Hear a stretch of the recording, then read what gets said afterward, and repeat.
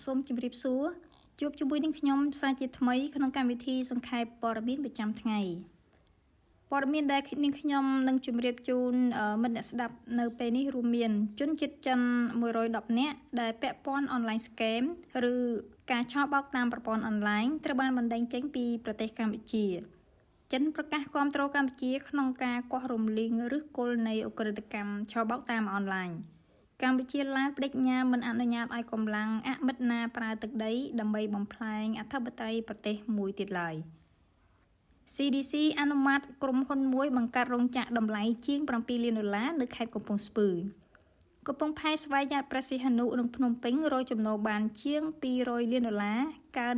31% ក្នុងឆ្នាំ2025ព័ត៌មានជាដំបូងនេះជនជាតិចិន110នាក់ដែលពាក់ព័ន្ធនឹង online scam ត្រូវបានបណ្តេញចេញពីកម្ពុជា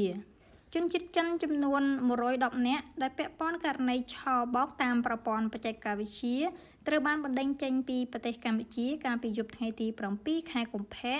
តាមប៉ុស្តិ៍នគរបាលច្រកទ្វារអាកាសអន្តរជាតិតេជោនេះបើតាមការចុះផ្សាយរបស់អគ្គនាយកដ្ឋានអន្តោប្រវេសន៍ប្រពន្ធដដែលបានបញ្ជាក់ថាការបណ្តេញចេញជនជាតិចិនទាំងនេះគឺជាការអនុវត្តតាមវិធានការច្បាប់យ៉ាងម៉ឺងម៉ាត់របស់រាជរដ្ឋាភិបាលកម្ពុជាក្នុងកិច្ចខិតខំប្រឹងប្រែងបោះសម្អាតនិងលុបបំបាត់ឧក្រិដ្ឋកម្មតាមប្រព័ន្ធបច្ចេកវិទ្យាក្នុងបុព្វហេតុការពារសុវត្ថិភាពពលរដ្ឋទាំងក្នុងតំបន់និងសកលលោកគូបញ្ជាក់ថារាជរដ្ឋាភិបាលកម្ពុជាបានប្រកាសនៅប្រតិបត្តិការខ្នាតធំ XXL ដើម្បីបោះសម្អាតទីតាំងប្រព្រឹត្តបទល្មើសឆបោកតាមប្រព័ន្ធបច្ចេកវិទ្យាឲ្យអស់ពីទឹកដីកម្ពុជាត្រឹមខែមេសាឆ្នាំនេះលោកទុយសុខៈបានថ្លែងបែបនេះប្រាប់អ្នកសារព័ត៌មានក្រោយពិធីបិទសន្និបាតត្រួតពិនិត្យលទ្ធផលការងារឆ្នាំ2025និងលើកទិសដៅការងារឆ្នាំ2026របស់ក្រសួងមហាផ្ទៃនាព្រឹកថ្ងៃទី4 ខែកុម្ភៈដោយបញ្ជាក់ថាករណីនៅតាមបណ្ដារាជធានីខេត្តណាត្រូវបានរកឃើញថាមានទីតាំងប្រព្រឹត្តបទល្មើសឆបោកតាមអនឡាញមន្ត្រីគ្រប់គ្រងរាជធានីខេត្តនោះគឺត្រូវទទួលខុសត្រូវចំពោះមុខរាជរដ្ឋាភិបាលអ្នកនាំពាក្យក្រសួងមហាផ្ទៃបន្តសង្កត់ធ្ងន់ដូចនេះសូមជម្រាបដែរថានៅត្រឹមជាង1ខែដើមឆ្នាំ2026នេះសមត្ថកិច្ចកម្ពុជាបានបើកប្រតិបត្តិការបង្ក្រាបបទល្មើសឆបោកតាមប្រព័ន្ធបច្ចេកវិទ្យានៅ190ទីតាំងក្នុងរាជធានីខេត្តចំនួន8ដោយឃាត់ខ្លួនជនសង្ស័យជាជនបរទេសបានជាង2500នាក់មានជនជាតិចិននេប៉ាល់ម៉ាឡេស៊ីឡាវឥណ្ឌាប៉ាគីស្ថានបង់ក្លាដេសក្នុងប្រតិបត្តិការបង្ក្រាបបទល្មើសអនឡាញទាំងនេះបានបង្ខំឲ្យជនបរទេសជាង 110,000 នាក់ចាកចេញពីកម្ពុជាផងដែរនៅជាង1ខែដើមឆ្នាំនេះដែលរួមមានជនជាតិចិនវៀតណាមឥណ្ឌូនេស៊ីឥណ្ឌាបង់ក្លាដេសនិងប៉ាគីស្ថានព័ត៌មានជាបន្តទៀតនេះគឺតកតងទៅនឹងចិនដដែលគឺចិនប្រកាសគាំទ្រកម្ពុជាក្នុងការកោះរំលីងឬគល់នៃឧក្រិដ្ឋកម្មឆបោកតាមអនឡាញឯកអគ្គរដ្ឋទូតចិនប្រចាំកម្ពុជាលោកវ៉ាងវិនពីនបានប្រកាសជំហរគាំទ្រជាថ្មីរបស់រដ្ឋាភិបាលចិនចំពោះរាជរដ្ឋាភិបាលកម្ពុជាក្នុងការបោះសម្អាតសកម្មភាពឧក្រិដ្ឋកម្មឆបោកតាមប្រព័ន្ធបច្ចេកវិទ្យាឲ្យអស់ពីឫសគល់ឯកអគ្គរដ្ឋទូតបញ្ជាក់ដូចនេះនៅក្នុងសំណេរខ្លីនៅលើទំព័រ Facebook តខ្លួន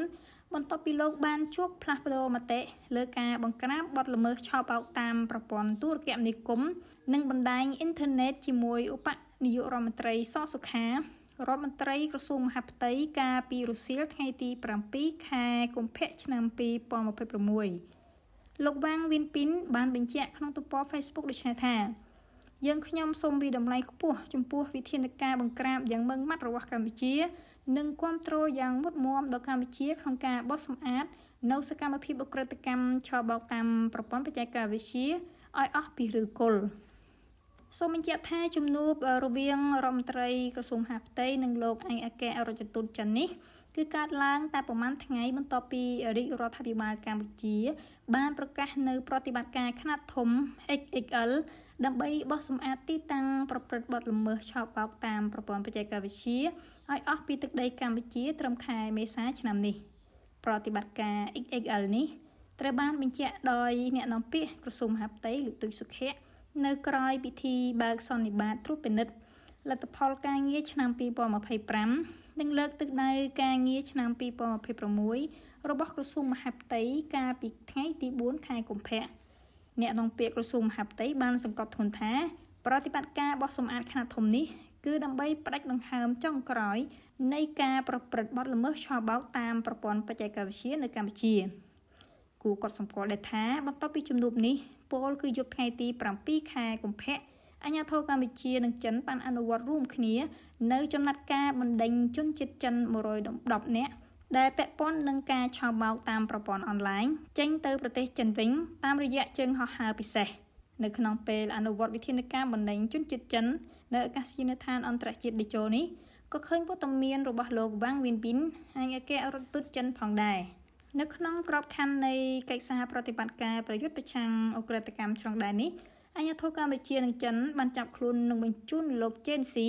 ប្រធាន Prin Holding Group និងមេអ ுக ្រិតកម្មឆបោកតាមអនឡាញរួមនឹងបកពួកជាជនជាតិចិន2នាក់ទៀតទៅប្រទេសចិនវិញកាលពីថ្ងៃទី6ខែមករាឆ្នាំ2026ក្រោយអាជ្ញាធរប្រទេសទាំងពីររួមគ្នាស៊ើបអង្កេតអស់ជាច្រើនខែទោះជាបានចាប់ខ្លួនមេខ្លោងក៏អាជ្ញាធរកម្ពុជានៅតែបន្តកិច្ចសហការទ្វេភាគីជាមួយអាជ្ញាធរប្រទេសផ្សេងៗក៏បានបើកប្រតិបត្តិការបង្ក្រាប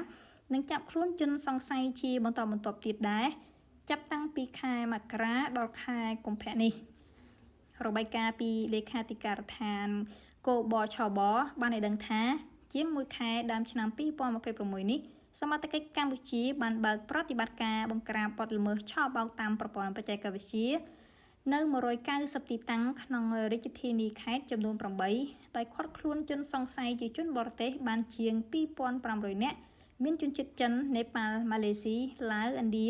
ប៉ាគីស្ថាននិងបង់ក្លាដេសក្នុងប្រតិបត្តិការបង្ក្រាបបទល្មើសអនឡាញទាំងនេះបានបង្ខំឲ្យជនបរទេសជាង100,000នាក់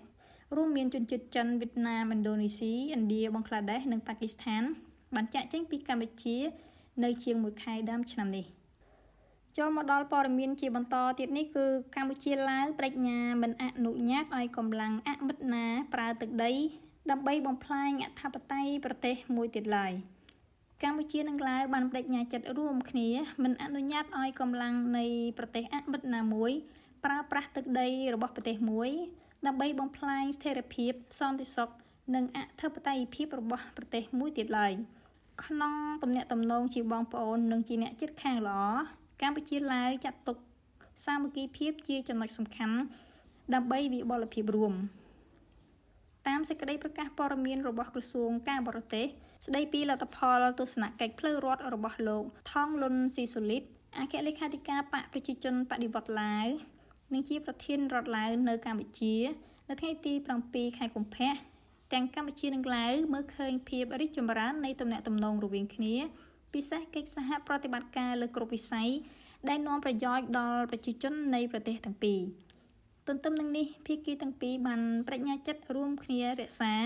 និងពង្រីកទំនាក់ទំនងនិងកិច្ចសហប្រតិបត្តិការទ្វេភាគីឲ្យកាន់តែល្អប្រសើរពិសេសមិនអនុញ្ញាតឲ្យកម្លាំងនៃប្រទេសអមិត្តណាមួយប្រើប្រាស់ទឹកដីរបស់ប្រទេសមួយដើម្បីបំផ្លាញអធិបតេយ្យរបស់ប្រទេសមួយទៀតឡើយក្នុងចំណងមិត្តភាពយូរអង្វែងនេះបន្ថែមពីនេះភាគីកម្ពុជានិងឡាវបានបដិញ្ញាសហការគ្នារក្សាសន្តិសុខតាមព្រំដែនការប្រយុទ្ធប្រឆាំងនឹងអ ுக ្រិតកម្មឆ្លងដែនដើម្បីឲ្យព្រំដែនមានសន្តិសុខសណ្ដាប់ធ្នាប់និងសុវត្ថិភាពភាគីទាំងពីរក៏បានឯកភាពគ្នាបង្កើននិងពង្រឹងទំនាក់ទំនងរវាងកងកម្លាំងប្រដាប់អាវុធនៃប្រទេសទាំងពីរតាមរយៈការផ្លាស់ប្ដូរបទពិសោធន៍ឆ្លើយតបនឹងតម្រូវការក្នុងបរិបទបច្ចុប្បន្ននិងពង្រឹងយន្តការយោធាក្នុងក្របខ័ណ្ឌត្រីភាគីកម្ពុជាឡាវនិងវៀតណាម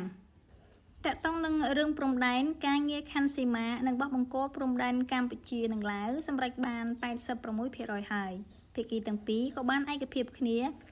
បន្តដោះស្រាយបញ្ហាព្រំដែនដែលនៅសល់ប្រមាណ 14% ដើម្បីប្រែក្លាយតំបន់ព្រំដែនជាតំបន់មិត្តភាពនិងអនុវត្តកិច្ចសហប្រតិបត្តិការរួមដើម្បីការអភិវឌ្ឍនិងផលប្រយោជន៍ប្រទេសទាំងពីរនេះបើតាមសេចក្តីប្រកាសព័ត៌មានរបស់ក្រសួងការបរទេសព័ត៌មានជាបន្តទៀតនេះគឺ CDC អនុម័តក្រុមហ៊ុនមួយបង្កើតរោងចក្រតម្លៃជាង$7 លាននៅខេត្តកំពង់ស្ពឺក្រុមប្រឹក្សាអភិវឌ្ឍកម្ពុជាហៅកាត់ថា CDC បានសម្រេចចេញវិញ្ញាបនបត្រចុះបញ្ជីឲ្យក្រុមហ៊ុនមួយបង្កើតរោងចក្រផលិតអំពូលភ្លើង បរិក្ខារអគ្គិសនីនិងម៉ាស៊ីនបូមធូលីនៅខេត្តកំពង់ស្ពឺ CDC បានអះអាងថាក្រុមហ៊ុននេះនឹងផ្ដល់ឱកាសការងារដល់ពលរដ្ឋកម្ពុជាបានរហូតជាង450កន្លែងនិងមានទុនវិនិយោគប្រមាណ$7 លានអាមេរិករោងចក្រផលិតអំពូលភ្លើងបរិក្ខារអគ្គិសនីនិងម៉ាស៊ីនបូមធូលីនឹងលេចរូបរាងនៅឆាប់នាភូមិទំនាបឃុំអមលៀងស្រុកថ្ពងខេត្តកំពង់ស្ពឺបើតាមការចុះផ្សាយរបស់ CDC ក្រុមហ៊ុននោះមានទុនវិនិយោគជាង$3 លានដែលអាចបង្កើតឱកាសការងារដល់ពលរដ្ឋ450កន្លែងសូមជម្រាបថានៅក្នុងឆ្នាំ2025កន្លងទៅក្រុមប្រឹក្សាអភិវឌ្ឍកម្ពុជាបានអនុម័តគម្រោងវិនិយោគចំនួន630គម្រោងជាមួយទំហំទុនសរុបប្រមាណ$10 ប៊ីលាននិងអាចបង្កើតការងារបានប្រមាណ436,000កន្លែងក្រៅពីនេះគម្រោងវិនិយោគដែលបានចុះបញ្ជីក្នុងឆ្នាំ2025មានការកើនឡើង216គម្រោងស្មើនឹងប្រមាណ 52% ខណៈទំហំទុនវិនិយោគកើនឡើងប្រមាណ$3 ប៊ីលានឬស្មើនឹង 45% បើធៀបនឹងរយៈពេលដូចគ្នាក្នុងឆ្នាំ2024ដែលមានគម្រោងវិនិយោគចំនួន414គម្រោងនិងទុនវិនិយោគសរុបប្រមាណ$6.9 ប៊ីលានព័ត៌មានជាបន្តទៅទៀតនេះគឺកំពង់ផែស្វយ័តព្រះសីហនុនិងភ្នំពេញរយចំណូលបានជាង$200 លានកើន 31% ក្នុងឆ្នាំ2025ពេញមួយឆ្នាំ2025កំពង់ផែស្វយ័តក្រុងព្រះសីហនុនិងកំពង់ផែស្វយ័តភ្នំពេញមានទំនិញឆ្លងកាត់ប្រមាណ18 លានតោនដែលរកចំណូលបាន$209 លានចំណូលនេះកើនដល់ 31.45% ធៀបនឹងឆ្នាំ2024លោកប៉េងប៉ូនីរដ្ឋមន្ត្រីក្រសួងសាធារណការថ្លែងដូចនេះក្នុងពិធីបិទសន្និបាតបូកសរុបលទ្ធផលការងារឆ្នាំ2025និងលើកទិសដៅការងារឆ្នាំ2026នៅថ្ងៃទី6ខែកុម្ភៈនៅក្នុងឆ្នាំ2025កំពង់ផែស្វយ័តក្រុងព្រះសីហនុមានទំនិញឆ្លងកាត់ចំនួន$12,323,414តោនកើន 25.78% កុងតឺន័រឆ្លងកាត់1,347,726 TEU កើន 30.57% និងនាវាចូលចតមាន1,775 គ្រឿងកើន 13.34% ធៀបនឹងឆ្នាំ2024កំណើននេះធ្វើឲ្យកំពង់ផែស្វយ័តក្រុងព្រះសីហនុទទួលបានចំណូលប្រមាណ$621,459 លានរៀលប្រមាណ$150 លានកើនឡើងជាង 35% ចំណែកឯកំពង់ផែស្វយ័តភ្នំពេញវិញសម្រាប់ការដឹកជញ្ជូនទំនិញបានប្រមាណ$5,606,495 តោនកើន 15.59% កុងតឺន័រឆ្លងកាត់600,032 TEU កើន 24.95% និងនាវាចូលចត3,333 គ្រឿងកើន 0.82% បើតាមរបាយការណ៍សន្និបាតខាងលើក្នុងឆ្នាំ2025កំពង់ផែស្វយ័តភ្នំពេញរកចំណូលបាន$213,943 លានរៀលកើនឡើងជាង 21% ប្រៀបធៀបនឹងឆ្នាំ2024ក្នុងពិធីសន្និបាតបូកសរុបលទ្ធផលការងារប្រចាំឆ្នាំ2025និងលើកទិសដៅការងារឆ្នាំ2026លោកប៉េងប៉ូនីរដ្ឋមន្ត្រីក្រសួងសាធារណការបានបញ្ជាក់ថាក្រសួងបានបន្តជំរុញឲ្យកំពង់ផែស្វយ័តទាំងពីរប្រើប្រាស់ប្រព័ន្ធផ្លាស់ប្តូរទិន្នន័យអេឡិចត្រូនិកកំពង់ផែដើម្បីលើកកម្ពស់គុណភាពនៃប្រតិបត្តិការសេវាកំពង់ផែឲ្យបានលឿនរហ័សនិងប្រសិទ្ធភាព